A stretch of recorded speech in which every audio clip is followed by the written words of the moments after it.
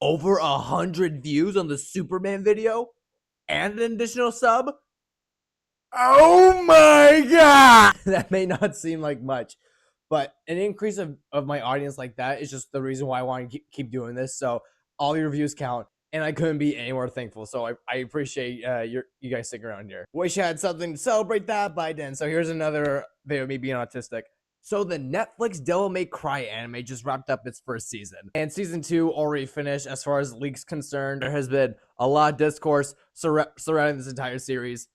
Some people loving it, some people loving it, some people absolutely fucking despising it, and some people in between, thinking that the producer of the show, Eddie Shankar, whatever the fuck his name is a hack that can't write stories for shit. And if you look at the dude once, I wouldn't blame you.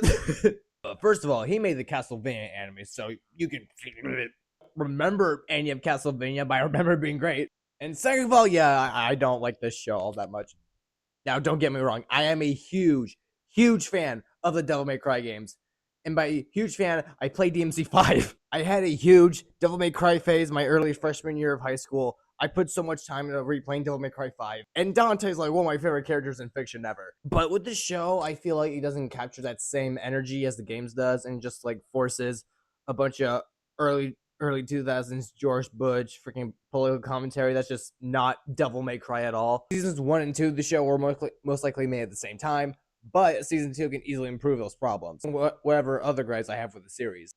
So here's what I like to see from a season 2. A little stormy outside. It's almost like a storm is approaching.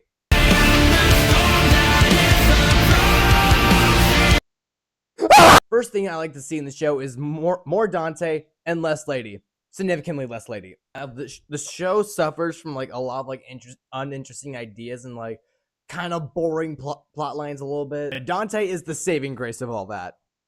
Anytime where the show literally just takes me out of itself, Dante shows up and like, yo, you got my attention again. Which obviously makes sense because he's the main character. He's the series staple. And in this new season, I would like Dante have more of a focus, and then instead of like just being sidelined for something else. And for him to be more like Dante.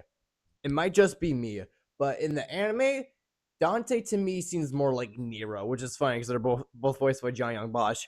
Also, side tangent, when Dante activates his Devil Trigger and like halfway through the show, the song Devil Trigger plays, which is Nero's theme, which is like a really strange choice.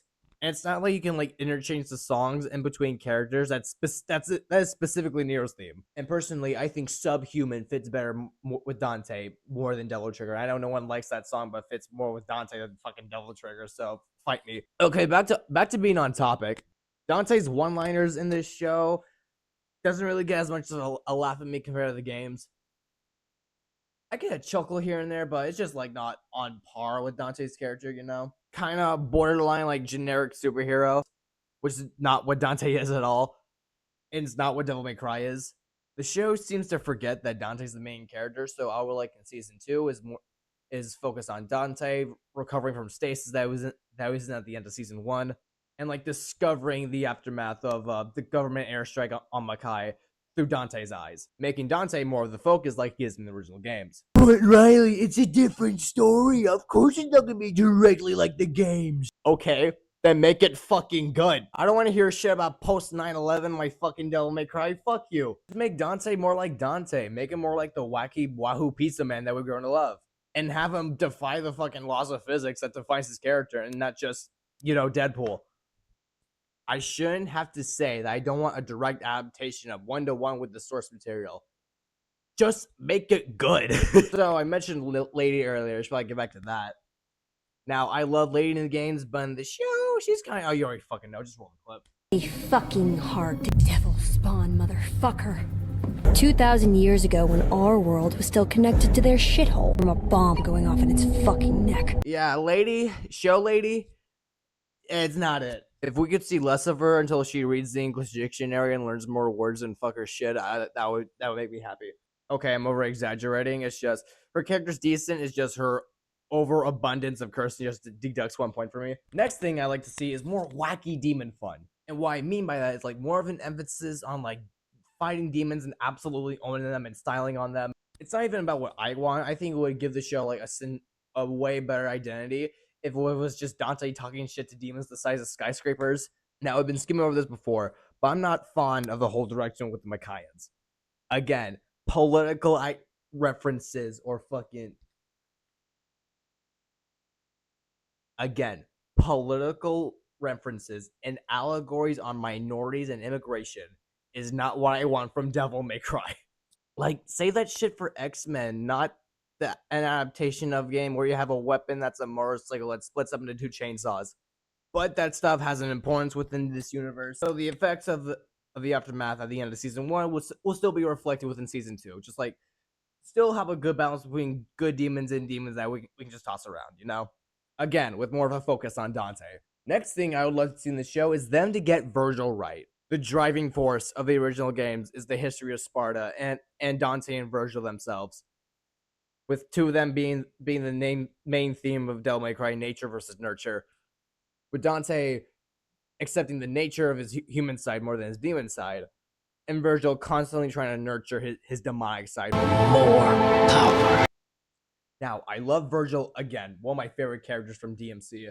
He is 100% the coolest character in the series, but he's also a total fucking dick. That's why I love him so much. He literally rips the arm off of his own son for his own plot. But I believe he's like one of the more sympathetic characters and one of the more deeper characters in Devil May Cry. Yes, every plot he has ever been a part of has like almost destroyed humanity for his own selfish gain for power, which total dick move, by the way, not justifying that. The day when both Dante and Virgil's mother died, he couldn't do anything to stop it, literally being left in a pool of his own blood, making Virgil see his humanity as a weakness and still holding on to that past trauma, casting aside his humanity for more demonic power so he can bury the light of his human side, so he can never be defenseless as he was when he couldn't protect his mother. Seriously, bury the light. Admittedly, the games haven't done a good job of conveying that. Like, the only instance is that in Devil May Cry 5 with the character V being like the physical manifestation of Virgil's human side that Virgil literally cast aside, being like the only empathetic side that we've seen for Virgil so far. So hopefully the show can fix that, and we can see more than just the asshole with more power side of Virgil. Now, I'm not sure what they're trying to do with Virgil in the show, because at the end of the show, Virgil shows up as Michelangelo and frees all the Makaians from a prison and just starts glazing Mundus for some reason, which contradicts everything I have stated about Virgil. Like, Mundus is the reason that your mom is dead, also turned into a brainwashed mindless servant that had devastating effects on your body, and you're just working for him in this timeline? Like, what? Now, I'm hoping that's just mind control, or better yet, Virgil is making an act to work for Mundus, and that's why he can change in between Michelangelo and Virgil. Instead, going behind Mundus' back for his own plot to overthrow the Demon King's throne, so that way he can rule over Makai. Maybe we see like the aftermath of this as the Virgil's getting like tired of the throne or something, and Virgil gets to meet Nero's mom, and we see what that relationship is like, because we haven't seen that in the games. And we can see that Virgil's human side could still be intact somewhere. Another thing I like to see is more obscure characters being used in the series, with the first season using obscure characters from things such as manga or like, what was it, fucking audio dramas or something. I don't fucking remember. Most Devil May Cry media is like kind of all over the place for the timeline, but using such characters from those mediums as such as White Rabbit and Enzo.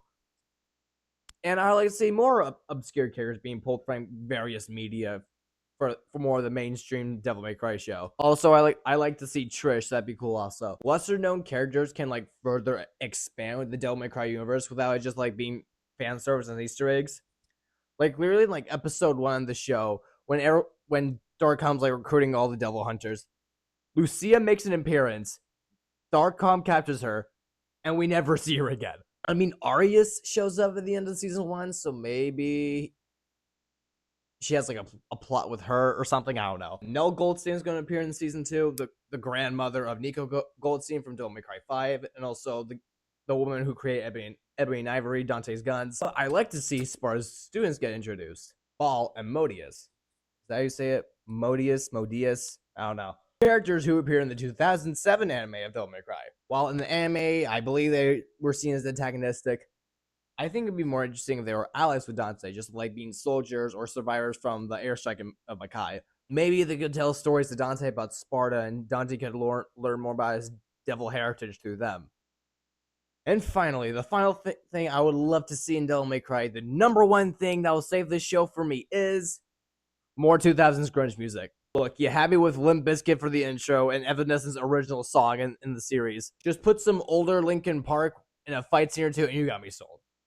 But anyway, that's it for this video. What did you think of the new anime, and what were some other things you love to see for season 2? Appreciate for watching this video. Like the video, comment what you think, subscribe if you want to, and I will see you in the next video. Goodbye.